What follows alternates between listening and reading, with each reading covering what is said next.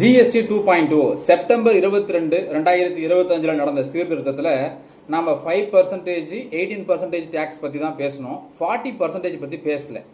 சில பேர் கேட்டிருந்தாங்க, சார் 40% விட்டுட்டீங்களே அப்படின்னு சொல்லிட்டு. 40% மட்டும் இல்லைங்க, 3% இருக்குது, 0.5% கூட இருக்குது.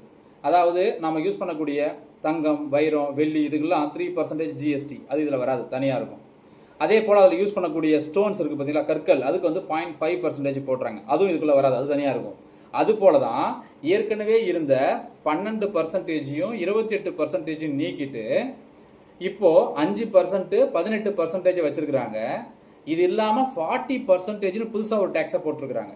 இது எதுக்காக அப்படின்னு பார்த்தீங்கன்னா, லக்ஸரியஸ், அதாவது விலை உயர்ந்த கார் வாங்கிறது, மோட்டர் பைக்கு, அதுக்கப்புறம் பெட்டிங்கு, ஆன்லைனில் பெட் பண்ணுறது, ரொம்ப முக்கியமானது கூல்ட்ரிங்க்ஸு, கார்பனேட்டட் பிவரேஜஸ், இது எல்லாத்துக்கும் 40% ஜிஎஸ்டி டேக்ஸாக போட்டிருக்கிறாங்க.